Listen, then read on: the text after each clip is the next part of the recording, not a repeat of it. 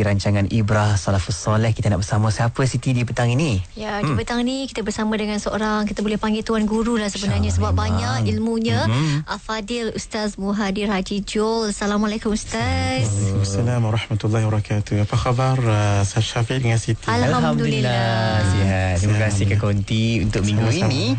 Ustaz Muhadir Haji Jol dan juga Siti dan juga rakan-rakan pendengar. Anda boleh tonton juga rancangan Ibrah Salafus Soleh ini menerusi di TV IKIM di www.tvikim.my dan juga di FB Go Live TV IKIM dan juga IKIM FM. Ya, terima kasih untuk rakan kita di TV IKIM, Farish dan juga Afiq yang membawakannya secara langsung.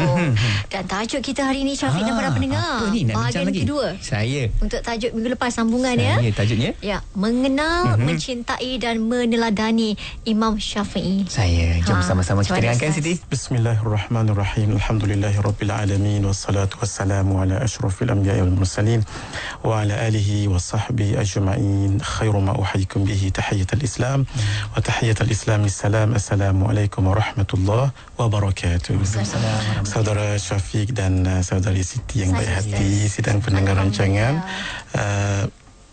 mengenal salafun salih yang dirahmati Allah Azza wa Jalla yang budiman. Alhamdulillah, kita berbicara dengan satu tokoh yang sangat besar, sangat hebat, sehingga diri ini rasa kerdil untuk membicarakannya. Tetapi itulah namanya amanah.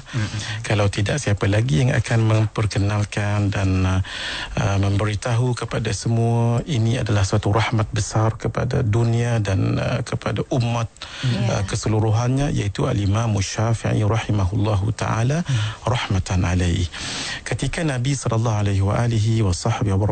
menyebutkan inna Quraisyan yamla'u tibaqal ardi ilmuhu, nanti akan lahir seseorang yang berketurunan Quraisy, ilmunya memenuhi dunia. Ketika itu Imam Ahmad bin Hanbal, beliau hafaz sejuta hadis. Imam Ahmad hafaz sejuta hadis. Beliau katakan yang disebutkan dalam hadis ini, orang yang nanti akan lahir dan berketurunan Quraisy, orang itu adalah guruku Imam Syafi'i. Imam Ahmad berbangga sebab gurunya dipuji oleh Nabi SAW. Ilmunya memenuhi dunia. Apa maksudnya? Walaupun Imam Syafi'i lahir di Gaza, Palestin, meninggal di Mesir, tetapi ilmu Imam Syafi'i even sampai ke dunia Arab keseluruhannya, dunia Eropah, dunia Afrika, even dunia Melayu. Kita ditakdirkan bermadhab Asy-Syafi'i. Alhamdulillahirabbil alamin. Masih lagi kita dalam kitab Waqafat Ma'a Salafina Salih, siri yang kedua, untuk kita kenal dan untuk kita cinta, seterusnya meneladani Imam Syafi'i rahimahullahu ta'ala alaih. Satu ilmu yang jarang orang kuasai, termasuk yang bercakap ni. Mungkin juga Syafiq dengan Siti dan kawan-kawan kita di luar sana. Apa dia ilmu itu? Ilmu tentang nasab, ilmu tentang keturunan. Kalau Ustaz lah Syafiq cuma boleh sebut sampai keempat je Siti. Muhadir bin Haji Jol bin Haji Kifli bin Haji Persih. Itu saja, empat je saja. Muhadir bin Haji Jol bin Haji Kifli bin Persih. Itu saja.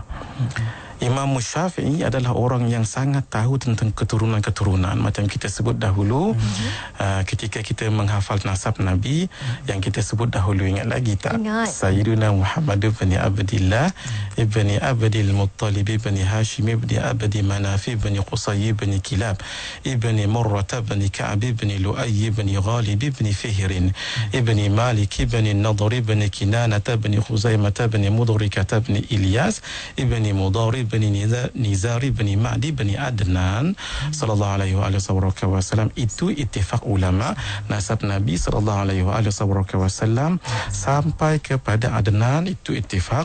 Dan nanti ittifaq juga bersambung kepada Nabi Ismail bin Nabi Ibrahim.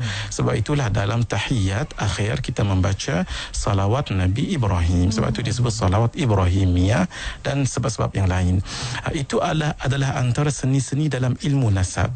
Ilmu nasab ini tahu keturunan. Orang ni siapa, ayahnya siapa, macam mana keturunannya, susur galurnya macam mana. Saya teringat dahulu salah seorang guru kami, Syekh Almarhum Wan Muhammad Saghir. Beliau sangat tahu tentang susur galur keturunan ulama-ulama Melayu. Saya lihat ilmunya, Masya Allah, jarang saya jumpa. Kalau beliau sedemikian, bagaimana Imam Syafi'i? Saya tak faham, saya tak boleh nak gambarkan bagaimana kehebatan Imam Syafi'i dalam ilmu nasab sebegini. Tahu keturunan orang ini macam mana, susur galurnya bertemu di mana, sampai sampai Mus'ab ibn Abdillah mengatakan, "Ma ra'aitu ahadan a'lama bi ayyamin nas min asy-Syafi'i." Tidak pernah aku lihat orang yang paling bijak dan pandai tentang nasab keturunan seseorang itu melainkan Imam Syafi'i. Subhanallah, bukan bermakna mengungguli dalam ilmu keagamaan, malah ilmu keturunan. Dan Yunus As-Sadafi mengatakan, "Kana Syafi'i idza akhadha fi ayyamin nas qultu hadhihi sina'atuhu." Imam Syafi'i kalau berbicara tentang nasab dan keturunan, seolah-olah aku katakan beliaulah orang yang buat keturunan itu. Alim sangat, subhanallah. Hadirin, ilmu ni jarang orang tahu, Syafiq dengan Siti. Walhal penting juga, sebab takut nanti kita dah tak tahu keturunan orang yang kita kahwin itu mungkin saudara kandung sendiri, mungkin saudara susuan kita, mungkin mungkin satu kampung tu sebenarnya orang kampung dan saudara mara kita sendiri. Kalau kita tidak tahu ilmu keturunan, sebab itu sangat penting dan tahu ilmu keturunan ini. Al-Faqir sendiri, saya sendiri mengambil inisiatif buat pokok keluarga ni. Saya catat organisasi keluarga sampai ke atas.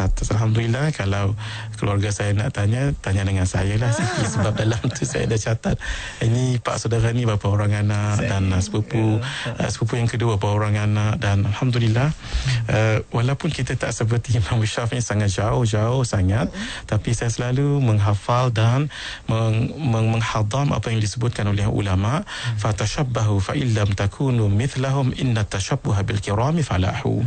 Maka hendaklah kamu berusaha untuk mencontohi orang yang mulia itu, walaupun kamu tidak seperti mereka, sebab mencontohi orang yang mulia itu adalah suatu kejayaan. Mudah-mudahan sahaja.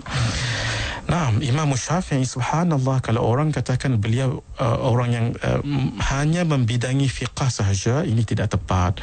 Sebab Imam Syafi'i sangat membidangi bidang hadis, sangat alim dalam bidang hadis. Imam Al-Humaidi berkata, Imam Syafi'i telah meriwayatkan sebuah hadis, lalu aku, kata beliau, mengatakan, "Atakhudhu bihi?" Oh, kamu pun menggunakan hadis juga sebagai hujah? Imam Syafi'i menjawab beliau dalam keadaan yang sedikit marah. Apa kata Imam Syafi'i?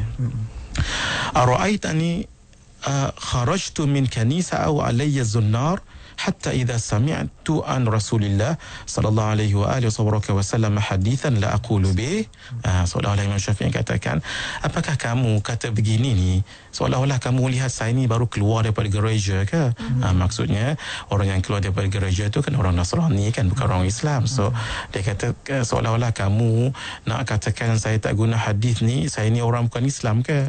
Ataupun apakah kamu melihat saya ni pakai tali pinggang pedery? Maksudnya tali pinggang dipakai, hadis tu ambil tapi tidak digunakan. Apakah maksudnya? Itu maksudnya Imam Syafi'i mengatakan tidak mungkin aku menghafaz dan mengetahui hadis lalu tidak berhujah dengannya. Nah, Masya Allah, hadirin, sedikit kita nak sahaja mengambil iktibar di sini. Kita jangan katakan imam-imam madhab yang empat ini tidak faham hadis. Ada juga mungkin ada orang mengatakan soalan yang kita dengar pun pelik.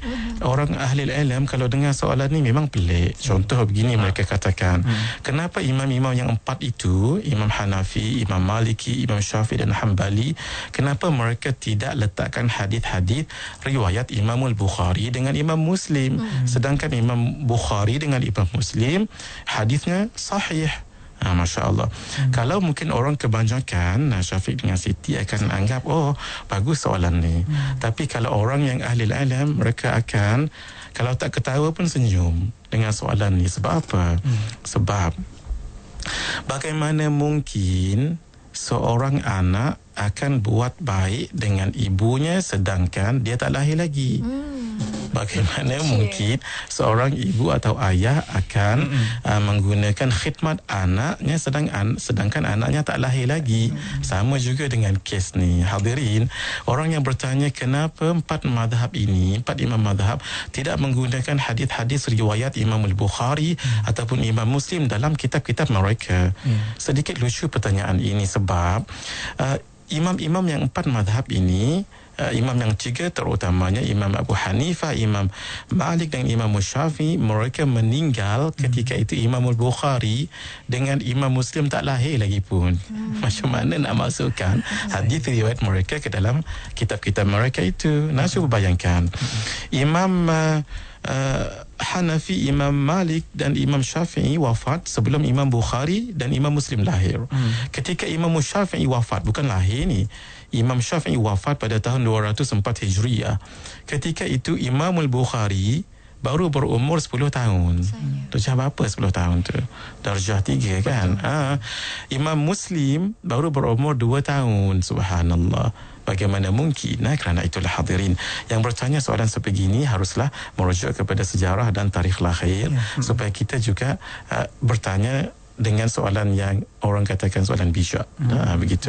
Yang kedua, keempat imam mazhab yang kita sebutkan tadi, Imam Abu Hanifah, Imam Malik, Imam Syafi'i, Imam Hanbali, mereka itu adalah tokoh-tokoh hadis di zaman mereka itu. Dan kalau kita nak compare apakah riwayat empat imam ini, hadis mereka itu sebahagian mengatakan lemah ataupun tidak kuat banding dengan Imam Bukhari dengan Imam Muslim, jawapannya sebaliknya. Sebab apa? Sebab mereka ini adalah orang yang lebih lahir awal daripada Imam Bukhari dengan Imam Muslim lagi. Sedangkan Nabi memperakui khairul quruni qarni thumma alladhina yalunahum thumma alladhina yalunahum. Hadirin, saya sebutkan ini bukan untuk merendah-rendahkan Imam Al-Bukhari, demi Allah, demikian Imam Syafi'i, demi Allah, tidak, tetapi kita mengagungkan mereka. Malah kita lihat nanti ajaib sekali. Imam-imam yang besar sebegini ternyata akhirnya bermazhab Imam Syafi'i. Imam Al-Bukhari seperti yang disebut oleh Al-Imam Tajuddin As-Subki dalam kitabnya At-Tabaqat Asy-Syafi'iyyah Al-Kubra, mazhabnya adalah mazhab Imam Syafi'i. Mazhab Imam Muslim secara pasti adalah mazhab Imam Syafi'i. Menunjukkan hebatnya Imam Syafi'i kita, masya-Allah. Karena itu kalau kita jumpa ada orang mengatakan imam ini alim bab hadis, bab fiqh sahaja, tidak bab hadis. Sebab itu dalam bab hadis yang berkaitan dengan solat, mungkin sahaja hadis Imam Al-Bukhari dengan Muslim yang beberapa itu lebih kuat daripada yang diriwayatkan oleh imam-imam mazhab. Sebenarnya ini sedikit kekeliruan. Sebab apa? Sebab imam-imam yang kita sebutkan tadi, contohnya Imam Malik rahimahullahu ta'ala alaih, beliau sempat lagi melihat anak-anak kepada para sahabat solat. Macam mana anak-anak para sahabat sembahyang. Dilihat oleh Imam Malik dekat Madinah. Dan sudah pastilah anak-anak ini belajar sembahyang dengan ayah mereka. Siapa ayah mereka? Sudah pastilah sahabat. Itu bermakna Imam Malik melihat langsung terus cara sahabat-sahabat, kalau tidak pun anak kepada para sahabat solat, sudah pastilah anak sahabat-sahabat ini anak kepada sahabat-sahabat Nabi juga. Bermakna itu memang melihat terus itu lagi lah dari segi keaslian, dari segi ketepatan, kesempurnaan, sudah lebih lagi banding dengan barangkali hadis yang diriwayatkan oleh beberapa periwayat hadis. Sebab itu kita katakan hadirin, tujuan kita sebutkan ini supaya satu, jangan merendah-rendahkan imam-imam mazhab. Yang kedua, kita sangat menyayangi Imam Al-Bukhari, Imam Muslim juga, imam-imam yang lain, tetapi mereka juga sangat mencintai ulama-ulama mazhab sebegini. Malah yang saya sebutkan tadi, antara ulama-ulama yang bermazhab Syafi'i adalah Imam Al-Bukhari, Imam Muslim, Al-Imam An-Nasa'i, Al-Imam Al-Baihaqi, Imam At-Tirmidhi, Imam Ibnu Majah, Imam At-Tabari, Imam Ibn Hajar Al-Asqalani, Imam Abu Daud As-Sajistani, Imam An-Nawawi, Al-Imam As-Sayuti, Al-Imam Ibn Kathir, Al-Imam Al-Zahabi, Al-Imam Hakim. Kalau nak sebut tak habis mari ni, habis slot ni saja. Cukup saya katakan, hadirin, insaflah kita dan beningkanlah hati untuk merujuk kitab At-Tabaqat Asy-Syafi'iyyah ke Al-Ahnaf ke Al-Hanabilah ke, Malikiyah ke, untuk melihat bagaimana imam-imam hadis sendiri mereka itu bermadhab. Cuma nak sebutkan bahawa kealiman mereka, ketinggian ilmu mereka dan kedalaman penguasaan mereka dalam bab hadis tidak menidakkan mereka untuk tidak bermadhab. Hebatnya mereka, itulah yang kita nak sebenarnya ikuti dan teladani. Kita akan lihat bagaimana solatnya Imam Syafi'i selepas ini. Hadza wabillahi taufiq. Itu dia kan Siti, kita kenal dengan Imam Syafi'i ini seusia muda dengan ilmu pengetahuan yang tinggi, insya-Allah. Semoga kita terus ambil aktibar dan juga cara beliau untuk sama-sama kita terapkan dalam kehidupan kita. Baik, Kita rehat seketika, kita kembali selepas ini. kita nak teruskan lagi perkongsian ilmu kita menerusi rancangan Ibrah Salafus Soleh. Silakan Ustaz. Syukur jazilan Syafiq dengan Siti. Hadirin yang rahmati Allah Azza wa Jalla. Tentang solatnya Imam Syafi'i, masya-Allah luar biasa. Syekh Ibrahim bin Muhammad Asy-Syafi'i berkata, "Ma ra'aitu ahadan ahsana salatan min Asy-Syafi'i." Tidak pernah aku lihat orang yang solat paling sempurna, paling bagus melainkan sembahyang Imam Syafi'i. Kenapa? Beliau sendiri orang yang sangat faqih dan beliau juga mendalami hadis, dan antara rahsianya ialah beliau belajar daripada guru. Episod yang lepas kita sebutkan betapa pentingnya kita belajar secara talaqi ini. Sebab Imam Syafi'i berdepan, Imam Syafi'i belajar dengan Imam Muslim bin Khalid. Imam Muslim bin Khalid belajar daripada Ibnu Jurayj. Ibnu Jurayj belajar daripada Imam Atha. Imam Atha belajar daripada Ibnu Zubair. Ibnu Zubair belajar daripada Sayyidina Abu Bakar As-Siddiq, dan Sayyidina Abu Bakar As-Siddiq belajar daripada Rasulullah sallallahu alaihi wa alihi wa sahbihi wa baraka wasallam. Sebab itulah apa yang kita kerjakan sekarang ini, kalau kita belajarlah dengan guru kita yang benar-benar, jangan risau hadirin. Solat kita inilah seperti solat Rasulullah sallallahu alaihi wasallam. Sebab apa? Sebab Imam Syafi'i tadi kan bersambung-sambung solatnya itu, tapi sebolehnya kita belajar solat biar bersambunglah. Siti pula dengan gurunya, guru sama gurunya. Kalau boleh biar guru Siti dengan Syafi'i bersambung dengan Imam Syafi'i. Jadi jadilah solat kita seperti solat Imam Syafi'i. Nah, cuma kita katakan semua empat mazhab itu semuanya adalah solat Nabi. Cuma berbeza dari segi hadis dan dari segi pandangan para sahabat. Saya bagi contoh mudah sajalah. Mungkin Syafiq akan tulis sesuatu tentang Ustaz Muhadir. Ustaz Muhadir suka pakai baju warna kelabu, sebab memang pernah lihat Ustaz Muhadir pakai baju warna kelabu kan. Ketika lain Siti mengatakan rida Ustaz Muhadir berwarna hijau. Nah, sebab pernah lihat rida saya pakai baju warna hijau, rida hijau. Tapi di ketika lain ada sahabat lain katakan taklah Siti, warna biru lah.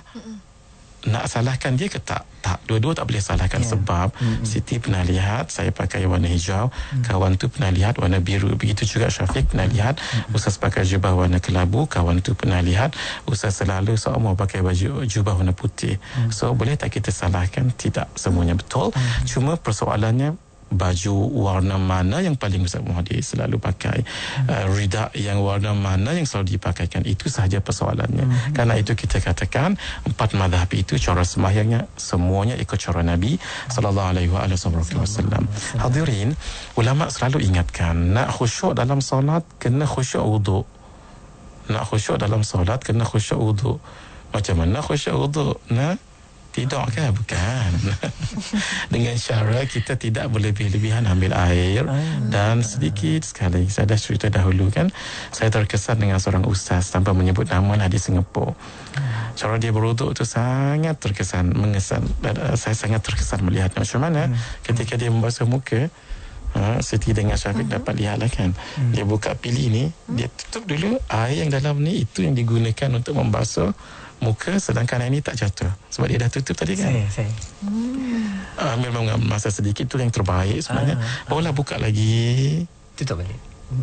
Dan agak penuh, tutup balik, cukup, bunyi balik. Subhanallah. Saya jarang buat macam tu, ikhlas saja ya. Sebab itu kadang-kadang air kita guna tu sampai 2 baldi besar, 3 baldi besar, sebab kita guna banyak mana ya Syafiq kan. Tapi air yang jatuh tu lebih banyak daripada yang digunakan. Sama-sama kita mengiktibar.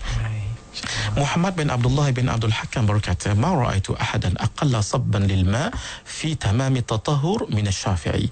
Tidak pernah aku melihat seseorang yang paling sedikit menggunakan air untuk menyempurnakan wuduk daripada Imam Syafi'i. Sangat teliti sekali. Macam mana Imam Syafi'i melayani malamnya, macam mana? Imam Ar-Rabi' bin Sulaiman, murid beliau katakan, kana Syafi'i qad jazza al-laila fa thuluthuhu al-awwal yaktub wa thani yusalli wa thalis yanam. Imam Syafi'i membahagikan malam kepada 3. 1/3 the first yang mula-mula adalah untuk menulis. Saya juga sebenarnya menulis waktu malam.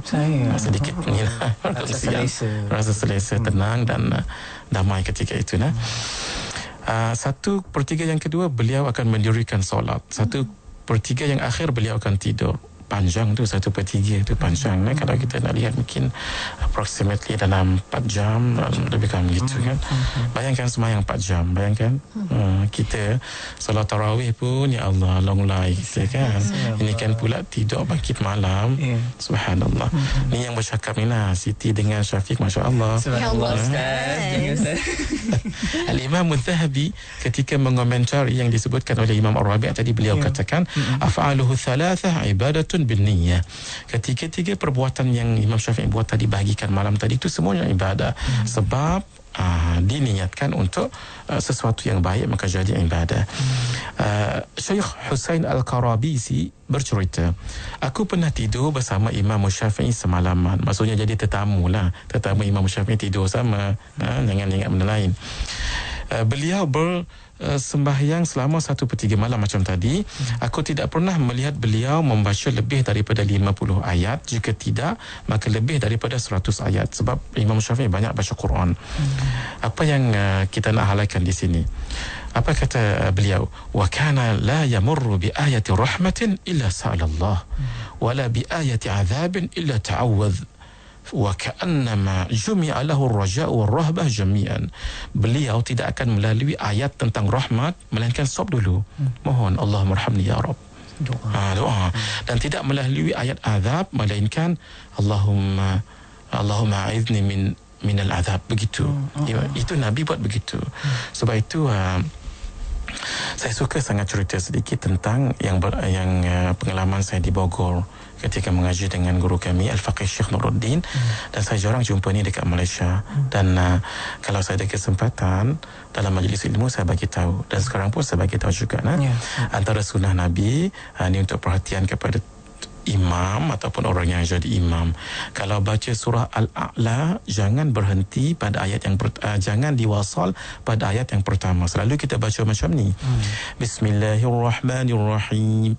Sabbih isma rabbikal a'la alladhi khalaqa fasawwa. Selalu kita baca macam tu kan. Hari ni lepas pukul 5.40 ni, dan nanti balik kat rumah solat maghrib, nanti kalau baca jangan diwasal, stop kat situ. Sebab satu, Nabi stop kat situ. Kalau kita buat seperti Nabi, pahala kita seperti satu mati syahid. Man ahya sunnati inda fasadi ummati falahu ajru syahidin. Siapa yang hidupkan satu sunnahku, kata Nabi, di akhir kefasadan umat, baginya pahala satu mati syahid. Maksud mudah sahaja. Yang kedua sunnahnya ialah bukan setakat berhenti di situ. Sunat imam dengan makmum bertasbih. Sebab kan ayat itu menyuruh bertasbih. Sabbih isma rabbikal a'la. Bertasbihlah kepada Tuhanmu yang maha tinggi. Di situ sunat kita tasbih. Apa yang kita ucapkan? Subhana rabbiyal a'la. Tapi jangan kuat sangatlah Syafiq dan Siti. Contoh saya bagi contoh. Bismillahirrahmanirrahim. Sabbih isma rabbikal a'la. Subhana rabbiyal a'la. Alladhi khalaqa fasawwa. Kenapa kita tak kuat? Sebab Nabi tak kuat, satu. Yang kedua, supaya jangan kalau kuat nanti orang katakan ini ayat yang kedua ke? Kan? Yang ketiga, takut kalau orang, contohnya imam mungkin tak dengar kuliah kita petang ni, takut dia jadi orang tegur dia ke? Sabbih isma rabbikal a'la. Wa makmum kat belakang semangat subhana rabbiyal a'la, terus rukuk imam. Walhali dia nak baca tasbih je kan. Kan kita mendengar imam subhanallah. Tu nak takut-takut saja lah. Taib. Subhanallah seumpama dikumpulkan pengharapan dan ketakutan pada Imam Syafi'i. Sebab itu tidak melalui ayat azab, mohon dijauhkan. Ayat rahmat mohon diminta rahmat daripada Allah Azza wa Jalla. Imam Syafi'i jarang kenyang. Apa kata anak murid beliau, Imam Ar-Rabi'? Beliau katakan, aku mendengar Imam Syafi'i berkata, ma syabi'tu mundu 16 sana illa marrah fa adkhaltu yadayya fataqayyatuha. Aku tidak pernah kenyang selama 16 tahun. Makan tapi bukan kenyang. Maksudnya makan yang sederhana ya. Kecuali sekali je kenyang. Dalam 16 tahun tadi sekali je kenyang. Agak-agak kita Syafiq dalam 16 tahun sekali je lapar. Mohon maaf Ini dalam masa 16 tahun sekali je kenyang. Tu pun kata Imam Syafi'i, lalu kerana takut kenyang tadi tu, aku pun ambil jari aku masuk ke dalam, lalu aku muntah. Bila muntah kan keluar balik benda tu kan. Walau apa salah kan, kalau kita apalah salah. Ini orang tahap sebegini ni, maqam mereka tak sama dengan maqam kita kan. Kerana itu dia nak jaga-jaga, takut dia salah adab ikut salafun salih dahulu. Maksudnya kita cuba ikut mereka, beliau pula cuba ikut orang yang dahulu sampai begitu sekali, masya-Allah. Kenapa sedemikian? Imam Ibnu Abi Hatim, beliau pun sebutkan benda yang sama juga daripada Imam Abu Rabi', Imam Ar-Rabi', cuma beliau tambah kata-kata Imam Syafi'i, li anna syabi'a yathqulul badan wa yuqassil qalba wa yuzilul fatana wa yajlibun naum wa yudha'iful ibadah. Kerana kenyang memberatkan badan. Memang kalau kenyang sangat, badan jadi berat. Mengeraskan hati, menghilangkan kecerdikan, menyebabkan tidur dan melemahkan badan untuk beramal ibadah. Begitu Hadirin, antara yang boleh kita pelajari juga ialah Imam Syafi'i tidak pernah bersumpah sama ada benda itu benar ataupun sebaliknya. Sumpah ni maksudnya wallahi, wabillahi, wallahi. Itu Imam Syafi'i tidak pernah. Apa kata beliau? Imam Syafi'i pernah mengatakan, ma halaftu billahi sadiqan wala kadhiba. Aku tidak pernah bersumpah dengan nama Allah sama ada dalam perkara benar ataupun perkara dusta. Sebab apa? Sebab Imam Syafi'i sangat mengagungkan nama Allah. Orang yang agungkan nama Allah tak mungkin letakkan nama Allah dalam percakapannya untuk menguatkan hujahnya dan sebagainya. Tidak. Sebab itulah orang yang bersumpah, dia kalau dia tak sumpah dia tu tidak ditunaikan, dia akan kena wajib kafarah sumpah. Sebab dia seolah-olah bermain-main dengan nama Allah dan tidak hormat dengan nama Allah. Imam Abu Hanifah pernah bersumpah. Setelah dia bersumpah, beliau rasa macam insaf, beliau akan bersedekah 1 dinar. 1 dinar emas. 1 dinar emas yang lebih kurang 300-400 ringgit sekarang ini. Kalau 1 dirham, lebih kurang 30 ringgit. Yang terakhir ini, kita akan sebutkan sekejap lagi tentang kedermawan. Bagaimana jud kedermawan Imam Syafi'i yang sangat luar biasa. Kita akan sambung selepas lagi. Hadza wabillahi taufiq. InsyaAllah kita nak sambung kejap lagi mengenai cintanya, kenal kita dan juga meneladani Imam Syafi'i di bahagian kedua ini. Rehat seketika, kembali selepas ini. Makin menarik ni. Syukran Siti. Kita nak cerita tentang Imam Syafi'i adalah orang yang sangat dermawan sekali. Saya teringat Imam Syafi'i ketika dia kecil. Beliau sebenarnya bukan seperti Imam Malik. Imam Malik ditakdirkan ayahnya orang yang agak berharta. Imam Abu Hanifah juga berharta. Imam Abu Hanifah, ayah beliau seorang peniaga kain. Dan Imam Abu Hanifah juga berniaga kain. Dan tidak salah sebenarnya kalau orang itu berpakaian agak mewah, berkenderaan agak mewah, tapi kena sesuai dengan dirinya. Sebab apa? Sebab Imam Abu Hanifah pernah ditegur tentang rida. Tadi Siti sebut rida, tadi kita cerita about rida sikit. Ada orang bertanya sebab rida Imam Abu Hanifah daripada Yaman. Rida Yaman ni selalunya satu lembut, yang kedua cantik, dan ketiga mahal. Kualiti dia tu. Lalu orang tu bertanya, wahai Tuan Imam ni kan seorang yang zuhud. Beliau sembahyang 300 rakaat setiap malam kan. Subhanallah, saya pernah ceritakan bahawa Imam Abu Hanifah, beliau pernah solat 2 rakaat dalam Kaabah, khatam 30 juz Quran. 2 rakaat solat, khatam 30 juz Quran. Orang bertanya dengan beliau, Tuan, kenapa Tuan pakai pakaian yang mahal-mahal sebegini, yang mewah, sedangkan Tuan ni kan orang yang zuhud, orang yang menjaga agama. Apa kata Imam Abu Hanifah? Fa amma bi ni'mati rabbika fahaddith. dan ada pun nikmat Allah itu, maka hendaklah kamu gunakan, ceritakan. Walhal memang ada dalam satu hadis nanti orang yang sebenarnya kaya ataupun punya harta, tapi dia macam menghinakan dirinya.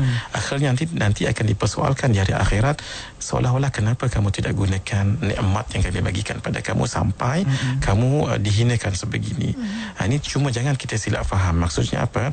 Kalau kita lihat orang yang tawaduk, orang kaya yang tawaduk, jangan kita salah faham. Dan kalau kita lihat orang kaya yang mungkin nampak kekayaannya, jangan terus kita salah tanggapan, orang ini sombong dan sebagainya. Sesuai dengan keadaan dirinya sebegitu. Imam Syafi'i dilahirkan dalam keadaan yang keluarganya tidaklah begitu mewah, tetapi beliau ada kaitan dengan Khalifah Harun al-Rashid. Dan Khalifah Harun al-Rashid juga kadang-kadang dah jadi seorang yang punya tempat dalam negara, memberikan sesuatu padanya kan. Tapi Imam Syafi'i subhanallah tidak melihat itu sebagai sesuatu yang boleh untuk memewahkan dirinya, tetapi banyak diberikan kepada orang lain. Kita akan lihat beberapa cerita Imam Syafi'i tentang Al-Jud ini. Abu Daud mengatakan, haddathani Abu Thawr qal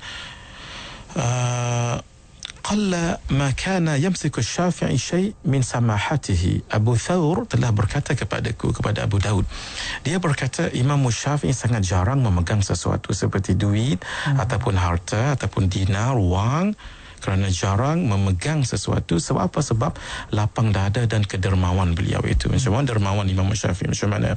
Imam Ar-Rabi' ibn Sulaiman pernah menemani Imam Syafi'i dalam satu perjalanan, dan pada satu ketika Imam Syafi'i nak naik ke kuda, nak memijak naik ke kuda tu kan, tiba-tiba ada seorang lari main mano, tak tahu orang lelaki ni, dia tolong angkat Imam Syafi'i, tergapa-gapa dia tolong pegang pedal kaki kuda, dia tolong angkat supaya senang nak naik.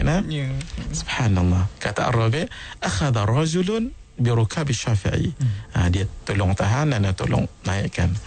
Subhanallah. Apa kata Imam Syafi'i? Ya Rabi', wahai anak muridku Ar-Rabi', a'tihi 4 dananir wa'adhirni indahu. Wahai Rabi', bagi padanya 4 dinar. Kita sebut 1 dinar emas tadi berapa tadi? Lebih kurang 300-400 Kalau 4 dinar berapa? Pak darah ambil paling murah lah Syafiq nah. 1,200. Allah. Angkat kaki Tok Guru RM1,200. Kalau boleh biar kita kerja tu je lah, cari mana-mana Tok Guru, tolong angkat kaki. Sehari dapat 2-3 pun tak apa kan Syafiq? Kalau sebulan, Masya Allah, tak payah tunggu gaji bulan kan. Pasal apa? Sekali angkat 1,200, 1,200. Masya Allah, saya pun nak. Masya Allah. Ini kalau orang tengok mat duit lah. Kita bukan cerita tentang tu, kita nak cerita lagu mana dermawannya Imam Syafi'i rahimahullah. Bukan setakat tu saja Siti dengan Syafiq, bagi padanya 4 dinar dan tolong habaq mai, tolong bagi tahu, saya mohon maaf pasal hak tu sikit je, hak tu je ada. Subhanallah. Tu menunjukkan apa ni? Dermawannya, Masya Allah. Allahu Akbar. Imam Ar-Rabi', anak murid Imam Syafi'i, beliau sangat sayang dengan Imam Syafi'i. Saya teringat satu kisah jugalah tentang Imam Malik. Walaupun beliau guru kepada Imam Syafi'i, beliau tak segan dan malu bertanya soalan kepada Imam Syafi'i. Bayangkan guru tanya dengan anak murid, jarang kita jumpa kan, melainkan murid tanya dengan guru. Nak tunjuk apa ni? Nak tunjuk kasih sayang dan nak tunjukkan tawaduk. Guru pun tak semestinya tahu, tapi soalannya pelik sedikit. Cuba kita dengar dulu. Surat ditulis oleh Imam Malik kepada Imam Syafi'i, wahai muridku yang kusayangi, wahai Imam, dia panggil Imam, apakah pendapatmu tentang ada 7 soalan? Kita jawab hari ini juga 1 tentang fardu, 2 tentang fardunya fardu, 3 tentang sesuatu yang dengannya fardu menjadi sempurna, 4 sembahyang fardu yang tidak fardu, yang kelima sembahyang yang ditinggalkan hukumnya fardu, yang keenam sembahyang di antara langit dan bumi, dan yang ketujuh sembahyang di langit dan di bumi. kita ulang semula. Kau boleh jawab Siti dengan Syafiq. InsyaAllah. Subhanallah. Imam Malik tanya dengan anak murid ni tanda kasih sayang sebenarnya. Wahai Imam, itu pun gelaran sebagai satu tanda pengiktirafan guru kepada murid. Wahai Imam, apa pendapatmu tentang tentang fardu? Apa pendapatmu tentang fardu? Yang kedua, fardunya fardu. Yang ketiga, sesuatu yang dengannya fardu menjadi sempurna. 4, sembahyang fardu yang tidak fardu. Yang kelima, sembahyang yang ditinggalkan hukumnya fardu, maksudnya wajib. Yang keenam, sembahyang di antara langit dengan bumi. Dan sembahyang yang ketujuh, di langit dan di bumi. Setelah membaca isi kandungan surat gurunya, Imam Syafi'i sangat lapang dada sekali, sebab musuh tidak mungkin akan bagi surat kepada musuh kecuali surat layang. Nah, ini surat minta panduan dan pendapat, disanjunginya dan dihormatinya gurunya, lalu ditulis. Apa jawapannya? Apa yang dikatakan fardu? Fardu itu adalah sembahyang 5 fardu. Ini pun semua orang boleh jawab. Tetapi fardunya fardu apa? Fardunya fardu adalah wuduk. Sebab tidak mungkin orang itu solat fardu tanpa berwuduk. Sesuatu yang dengannya fardu menjadi sempurna. Apa tu? Itu adalah membaca salawat ke atas Nabi SAW. Salat tu kan fardu kan? Tidak sempurna kalau tidak ada salawat ke atas Nabi. Sebab itu dalam mazhab kita menjadi suatu yang rukun, termasuk rukun 13 itu. Apa dia sembahyang fardu tapi tak fardu? Solat tu fardu tapi tak fardu. Iaitu sembahyang budak kecil yang belum dewasa. Budak kecil yang belum dewasa, solat tu fardu, tapi oleh kerana dia kecil, belum lagi mukallaf, diwajibkan. Apa dia sembahyang yang ditinggalkan hukumnya fardu? Sembahyang ditinggalkan hukumnya fardu adalah sembahyang orang yang sedang mabuk. Orang mabuk, minum arak, whatever, mabuk, maka dia kena kembalikan balik solat itu. Sembahyang di antara langit dan bumi, sembahyang Nabi Sulaiman. Sebab Nabi Sulaiman dibagi mukjizat terus kepada Allah. Angin, solat dekat angin itu di antara langit dan bumi. Mungkin lepas ni orang akan jauh semain dalam kapal terbang. Sebab di atas langit dengan bumi. Ini zaman Imam Syafi'i ini belum ada kapal terbang lagi. Dan sembahyang di antara langit dan bumi, itulah sembahyang Rasulullah SAW pada malam Mi'raj. Itu subhanallah, bijaknya Imam Syafi'i sampai diminta pendapatnya oleh gurunya sendiri, Imam Malik rahimahullahu ta'ala alaih. Barangkali yang terakhir untuk kita kongsikan bagaimana Imam Syafi'i sangat dermawan. Sebenarnya banyak lagi. Kita akan berjumpa pada minggu depan, surah yang ketiga insyaAllah, untuk kita khatamkan dan pelajari daripada Imam Syafi'i. Untuk yang terakhir ini, Imam Ar-Rabi' ibn Sulaiman, beliau pernah berkata, tazawwajtu, aku kahwin, fasa'alani ya Syafi'i. Imam Syafi'i tanya padaku, kam asdaqtaha, kamu bagi berapa guna duit untuk kahwin itu? Kata Imam Ar-Rabi', 30 dinaran, ada 30 dinar, darab dengan 300 tadilah. Ajaltu minha 6, aku bagi dulu 6, yang lebih itu tidak lagi. Imam Syafi'i rahimahullahu ta'ala, kata Imam Ar-Rabi', fa'atini 24 dinaran. Maksudnya begini, Imam Rabi' kahwin, lalu Imam Syafi'i tanya, berapa semua ongkos kahwin? 30 dinar. Lalu kata Imam Rabi', saya dah bagi duit dulu advance 6 dinar. Jadi 30 tolak 6 berapa? 24 kan? 24. Imam Syafi'i bila dengar 24 yang tak disettle lagi, beliau bagi 24 dinar kepada Imam Ar-Rabi' untuk selesaikan semua ongkos perkahwinannya. Ini subhanallah, seorang guru sangat mencintai anak muridnya. Dinar ni kita sebut tadi bukan ringan, bukan kecil dinar ni. Kita ambil ringan tadi pun, 1 dinar dah RM300. Kalau 30 berapa tu? Darab sendirilah nanti sedang pendengar rancangan ni yang dirahmati Allah Azza wa Jalla sekalian. InsyaAllah nanti kita akan jumpa di minggu hadapan untuk berbicara lebih panjang lagi tentang kedermawaan, dan ada satu kisah yang sangat subhanallah memberi kesan kepada kita nanti, macam mana wafatnya Imam Syafi'i dan bagaimana orang melihat Imam Syafi'i selepas kewafatannya dalam mimpi mereka. Ini kita akan kongsikan pada minggu hadapan, dan itulah dia penutup untuk 3 siri imam yang sangat agung ini. Dan kita berbesar dan berbangga sebab Imam Syafi'i adalah imam kita dalam mazhab, maka berbanggalah kita, dan mudah-mudahan kita dikumpulkan juga dengan Imam Syafi'i nanti di hari kiamat dengan izin Allah Azza wa Jalla. Hadza wa billahi taufiq wal hidayah.